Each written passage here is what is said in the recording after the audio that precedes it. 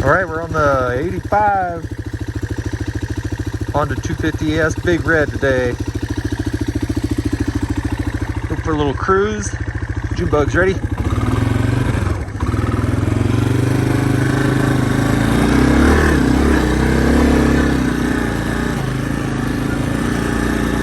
Got some more snow last night.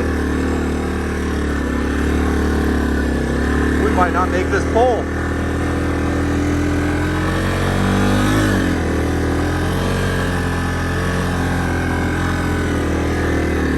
Nice sunny day. Here we go. Yeah, this is probably one of my all-time favorite three-wheelers. You can basically ride it all day long, and then the next day, and the next day. Just takes care of you. It does it. Goes about anywhere you want to. It's not beating the tar out of you. Like, I can't get fatigued really on it. The soft 25-inch tires just soak up like all the stubble and whatnot. There's hardly any feedback in the seat or the bars.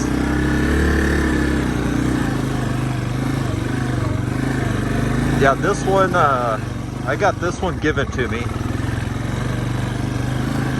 I would ride the one wheel around town. It's a good way to explore. And this one and another one was sitting next to this fence line.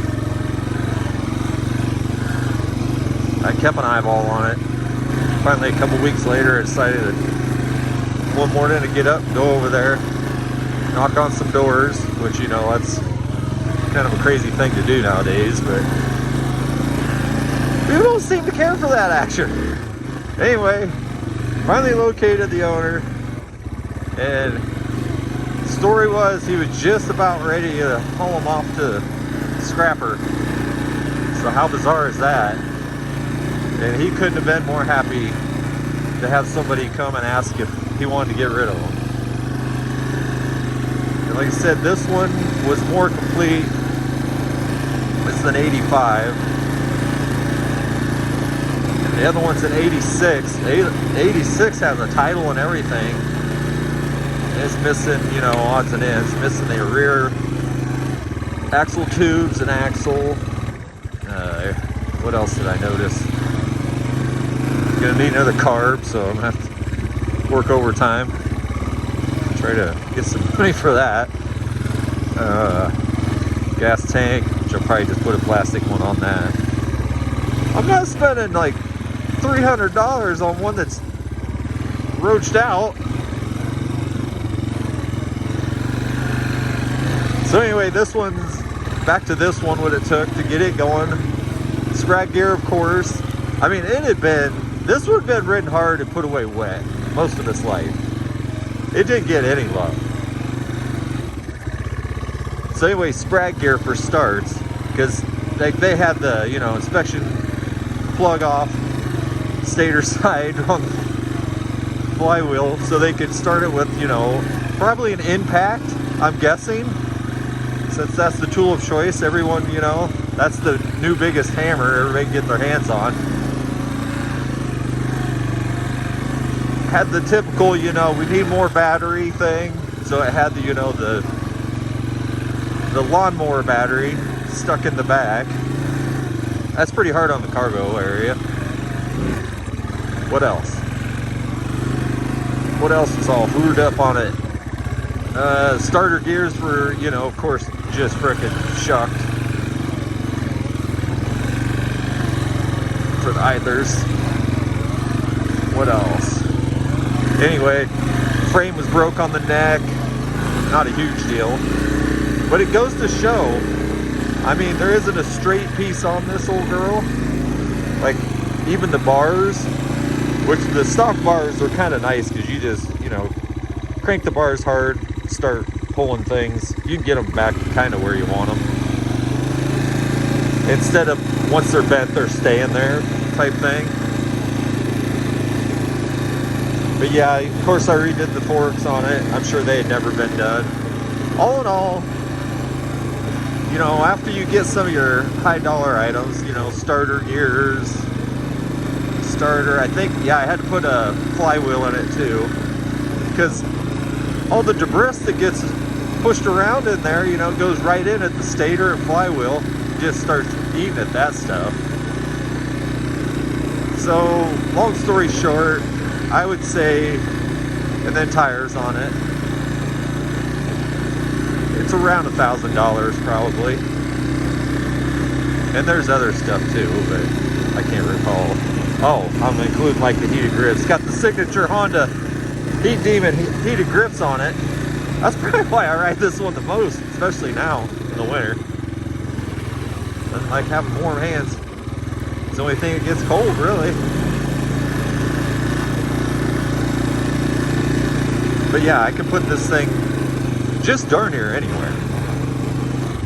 It's not intimidating. I remember when I was a kid, the first time I saw an 85 Big Red, I was pretty intimidated. I thought, man, that thing is a monster.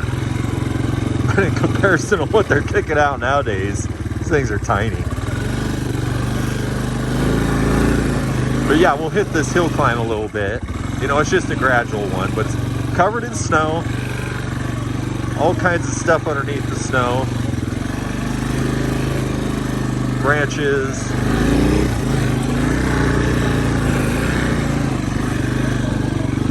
Looks like we got some new trees down, because I used to be able to kind of get up a little higher. I put the Ocelot knobbies on it. I love a knobby tire. They just find traction. Whoa. Until you poke a hole in one. Trying right there, look at that. That's the advantages of low pressures. Is that a word, advantageous, in that sentence? But yeah, here's the close-ups. Like, you can tell.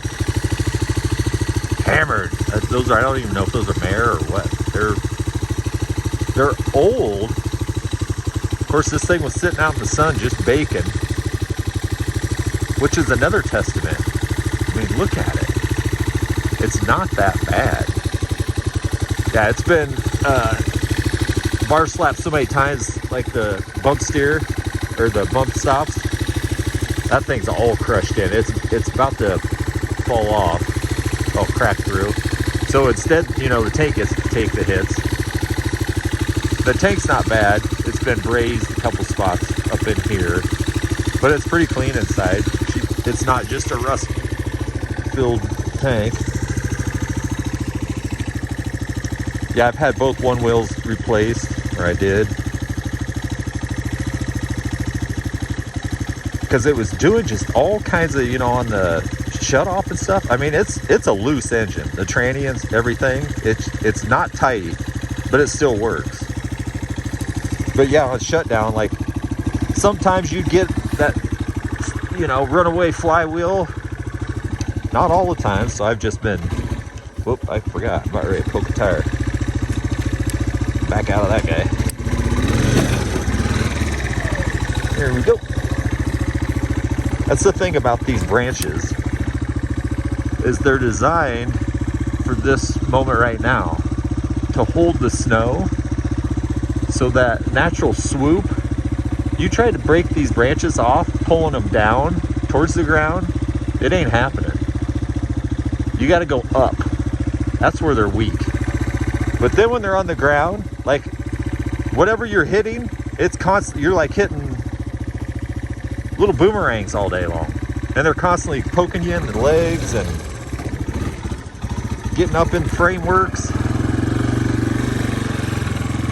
of the rig and your frame. Let's cruise up in here, see what Junebug's got. Oh, there's a hole.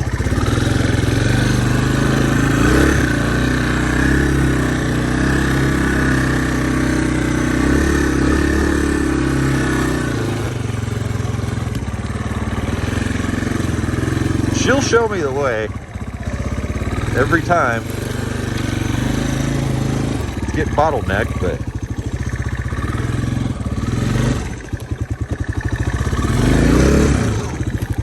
come on, girl. I'm not the type of person that just keeps hammering until it freaking goes, you know. I'll hit it within reason, but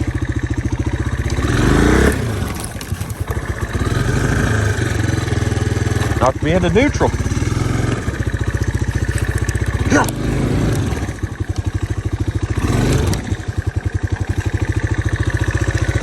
This guy right here. I'm a-coming. Did you get douched?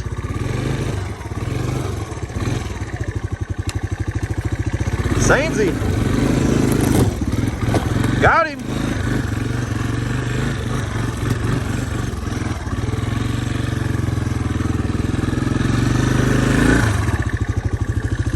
But yeah, see, we're climbing in snow, at least frozen tundra underneath.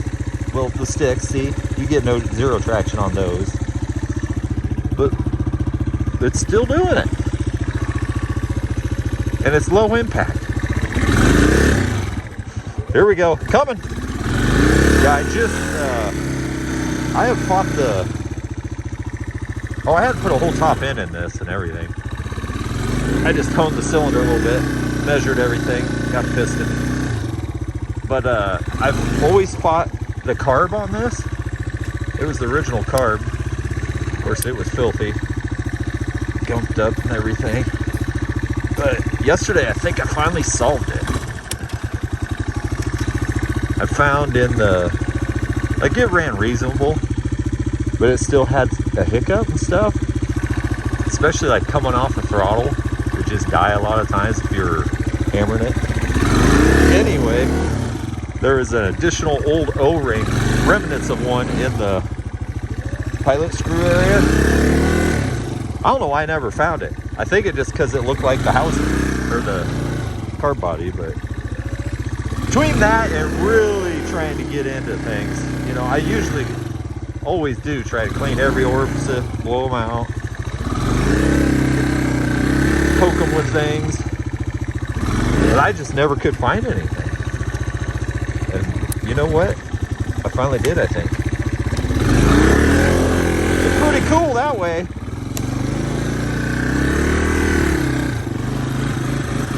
It's always satisfying. You finally sort it. I think we might be tapped out here. Kind of boring anyway.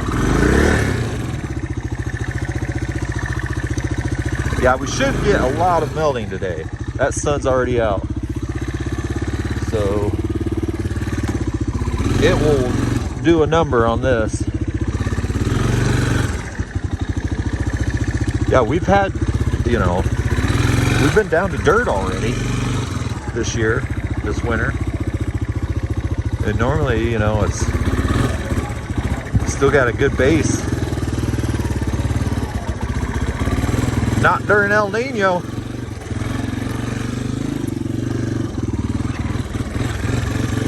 Let's see if we can poke it out here.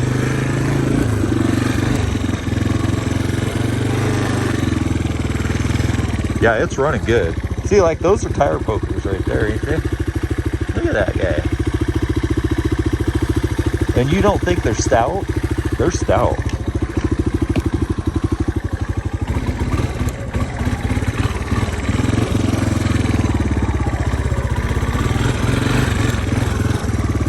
Sure is pretty out.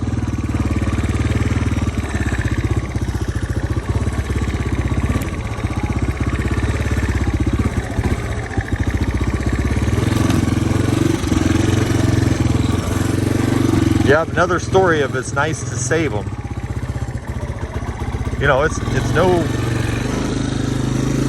it ain't pretty, but it still's working. Okay, this is a good one. We'll be casing out on this.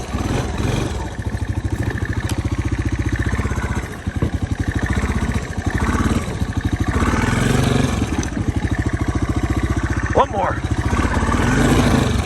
Okay, one more. Get my ass off of it.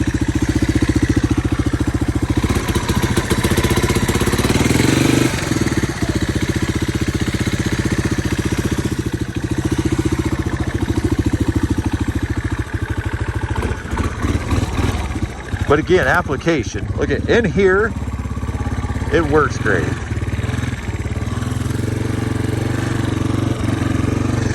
You're gonna go shed hunting, you know, exploring, whatever.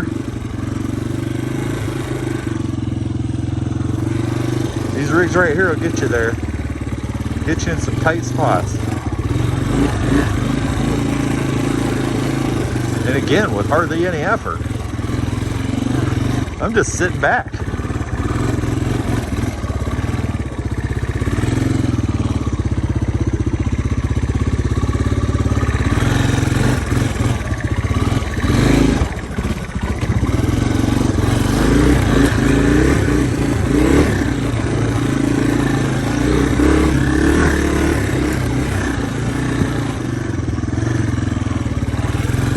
Gonna be a dandy day.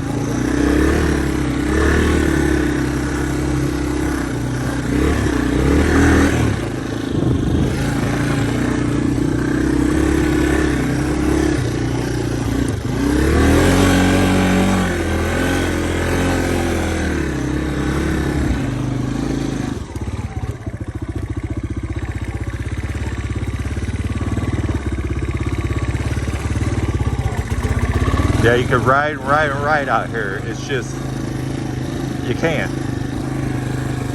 Well, it depends on your skill set level. Like say you get hard enduro trials riding. You talk about a workout.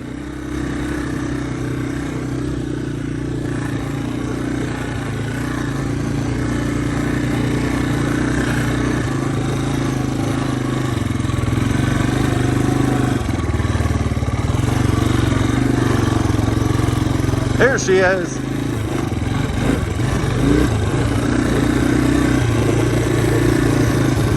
Yeah, and this thing is excellent for trail grooming. Especially when we get some heavy snowfalls. I can bring this out and see, I can beat this in, just riding on it, and then everybody can use it. Go for hikes. Not have to get all snowshoed out or anything. Packs it in nice and tight, and I'm having a ball doing it.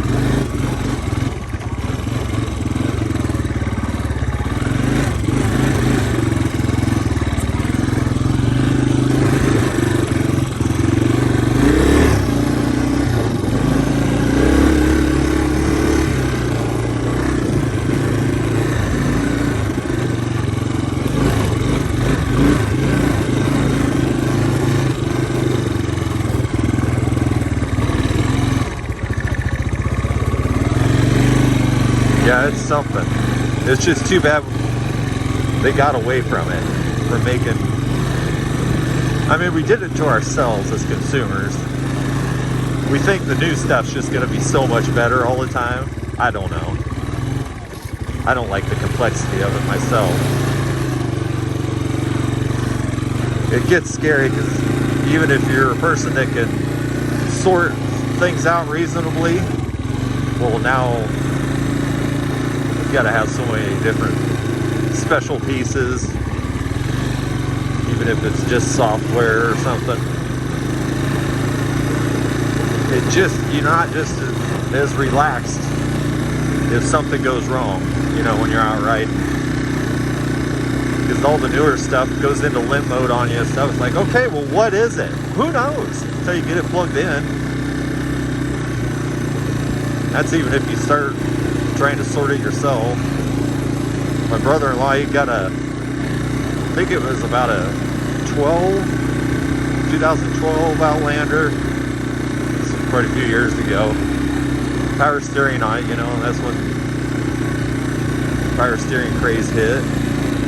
Which once you have it on a bigger quad, you can't go back. But anyway, he caught a stump, right, in tall grass. And it took out the motor. Well, I can't remember. I think it was the motor. Anyway, destroyed it. So anyway, go to the dealer and it's going to be, how much? Okay, we can't do that. So anyway, I sourced the parts, power steering unit on eBay. And it came out of, I can't remember. I think it came out of an 800. Well, the crazy thing was, so I install it, his was a 500. So I get it swapped out, plug it in, the steering's reversed. Which, you know, all I did was reverse the motor leads. Otherwise, we could have went into the bud system, had it plugged in and all that, and have them, you know, I'm sure do that. That's at least that what you do with RCs, you know, you can get in there and do all your changes. But I just reversed the motor leads. Fix that, but just kind of one of those examples. I'd rather be able to do stuff with it. Like if I broke down right now, I want to be able to mess with it, you know? I don't want to just have to say, well, we got to tow it back. Then we got to haul it all the way into the dealer. Should we zap this one? Watch out, you bug! Oh, no bite. Now I got it down. We'll try it again. Oh man, that sun's gonna be intense.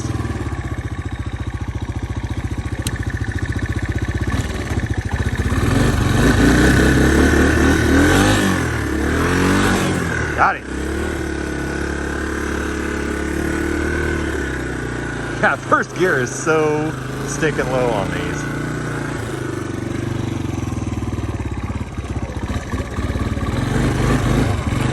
Yeah, I put new clutches in this one.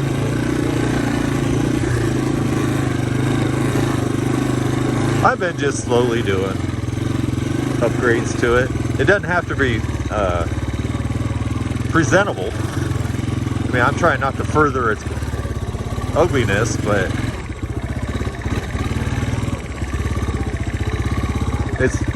all my rigs are kind of like me. They work decently. Still, they ain't the prettiest to look at, but still getting the job done, I guess.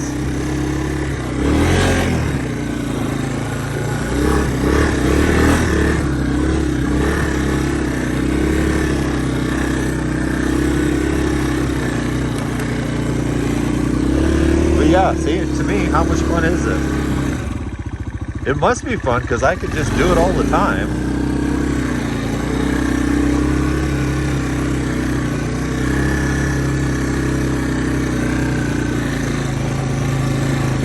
I had to put a new switch control on it. Can't exactly remember why. It's got almost all the cables are new.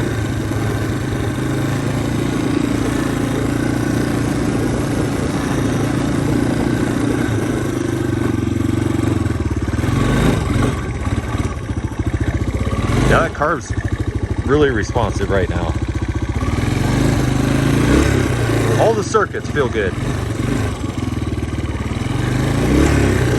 Like even coming down sounds a lot better. It used to choke on itself.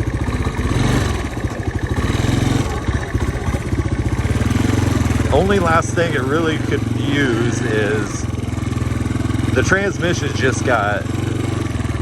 it's just sometimes hard to get it to shift. And no clutch work, no amount of adjusting, none of that does anything to totally correct the situation. So I'm just chalking it up as it's worn in. As long as it still goes. Ha, ha.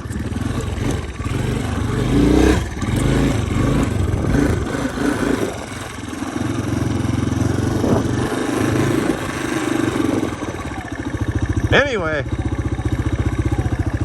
pretty nice morning ride. A little chilly.